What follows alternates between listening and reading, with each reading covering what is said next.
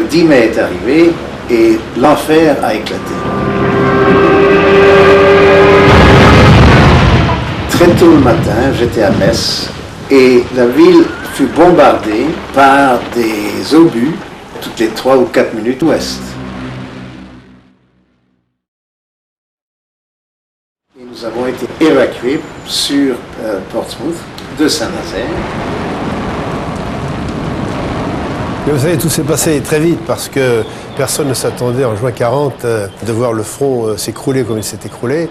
Et on a vu guerre, puisque tous les avions, les chars, l'ensemble du matériel qui était construit dans les années d'avant-guerre l'ont été en partie grâce à l'effort que nous avons fait nous-mêmes au point de vue technologie ou de production. Donc nous étions impliqués directement dans l'effort de guerre. Le but n'était pas de fuir simplement l'ennemi, c'était aussi de continuer la production industrielle de guerre en dehors le plus loin possible du front.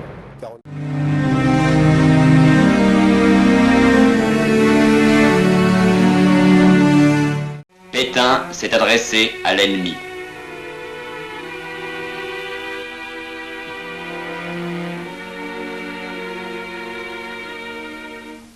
De toutes les clauses déshonorantes de cet armistice demandé dans l'honneur, la plus cruelle concernait les prisonniers, dont le nombre immense était d'ailleurs la conséquence directe de l'annonce prématurée de cet armistice.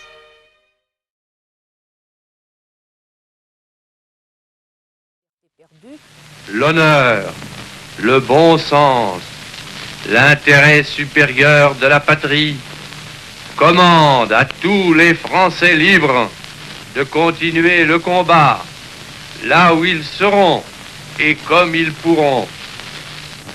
Moi, général de Gaulle, j'entreprends ici, en Angleterre, cette tâche nationale. J'invite tous les Français qui veulent rester libres à m'écouter et à me suivre. Vive la France, libre dans l'honneur et dans l'indépendance. Mais à Vichy, certaines personnes pensent que l'indépendance de la France est mise à mal. 29 élus auvergnats sur 34 votent les pleins pouvoirs au maréchal. 5 s'y opposent.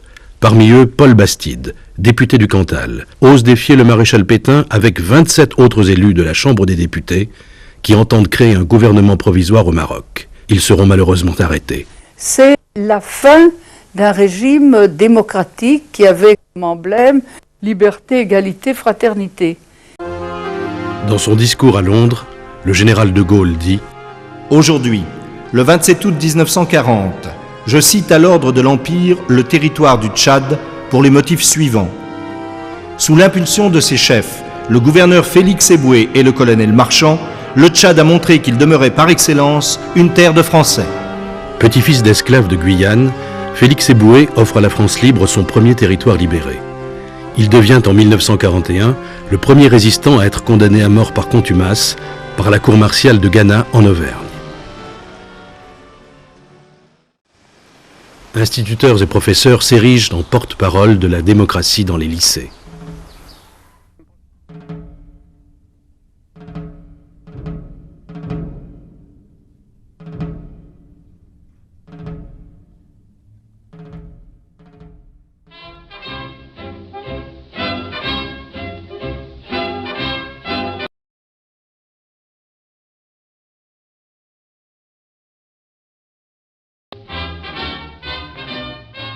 Jeunesse, encore un mot qu'affectionnait le vieillard de Vichy.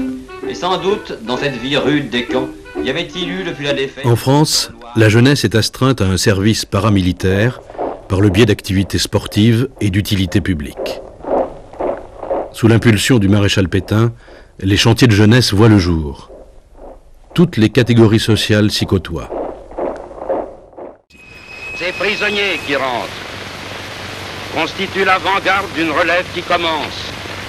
Ces ouvriers qui partent me permettront de mieux défendre les intérêts de notre pays. Ouvriers qui partaient librement pour l'Allemagne. Le STO prend alors en France la forme la plus brutale. 3 classes sont appelées pour partir en bloc pour l'Allemagne. La menace de déportation pèse maintenant spécialement sur la jeunesse. Très vite, des lois anti-maçonniques, contre les étrangers et anti-juives sont votées. La jeunesse est mise au pas. Il faut canaliser son ardeur. On ouvre alors les premiers chantiers de jeunesse. La presse se voit bâillonnée et timidement les premiers tracts apparaissent. Ils sont signés par des étudiants et prônent la désobéissance. Nous avons mis à peu près 10 jours pour en faire 1000. Et à partir de là, nous avons assuré sa diffusion. Le 3 juillet, Alexandre Varenne est censuré pour la 2e fois. L'équipe du journal est sous le choc. Bien vite, elle se reprend. La montagne commence à se battre.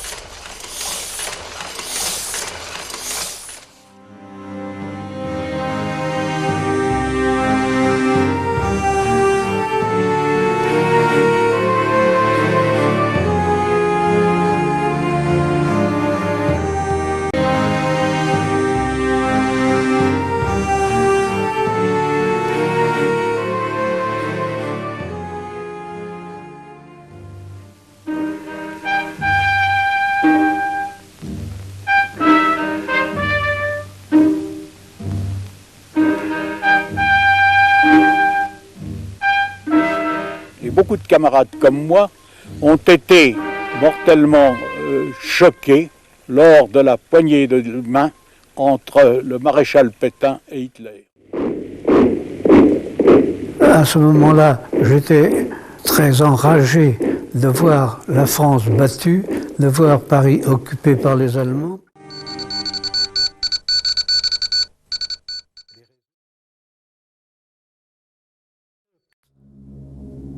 Dans l'avion qui le conduit le 2 juillet 1940 de Gibraltar à Londres, l'amiral Muselier décide. J'ai choisi la Croix de Lorraine pour différencier nos bâtiments et nos avions de ceux du gouvernement de Pétain. Elle devient le symbole national de la résistance.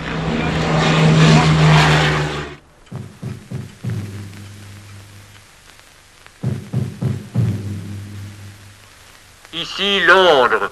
Les Français parlent aux Français.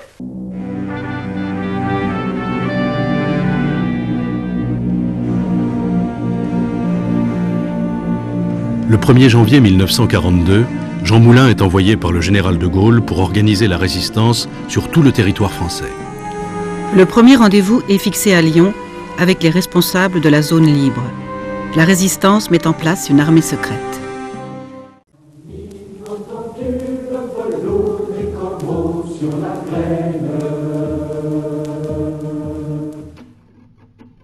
Amis, entends-tu le vol noir des corbeaux sur nos plaines? Amis, entends-tu les cris sourds du pays qu'on enchaîne? Ohé, partisans, ouvriers et paysans, c'est l'alarme. Ce soir, l'ennemi connaîtra le prix du sang et des larmes.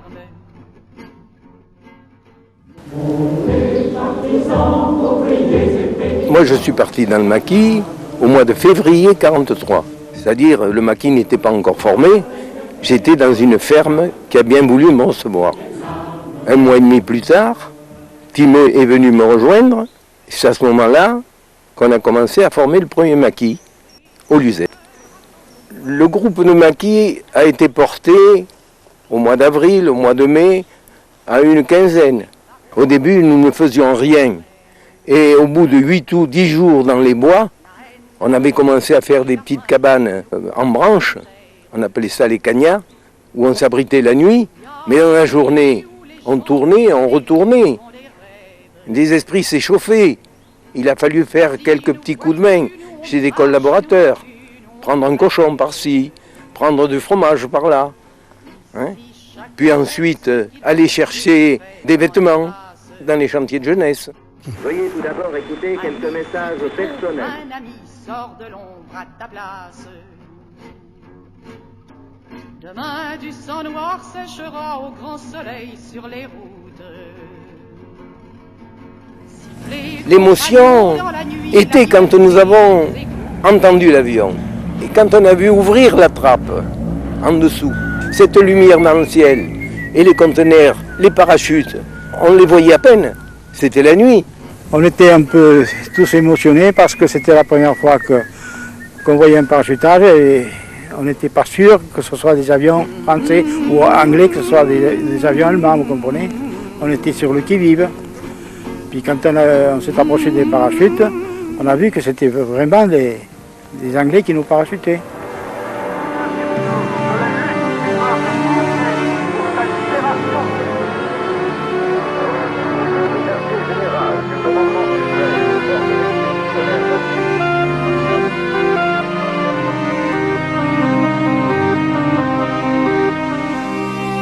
À Alger, le 3 juin 1943, le général de Gaulle crée le Comité français de libération nationale, un organisme politique et de commandement. Le 13 juin, le général Frère et son épouse sont arrêtés à Chamalières. Le 21, Jean Moulin et Raymond Aubrac sont, eux, arrêtés à Caluire.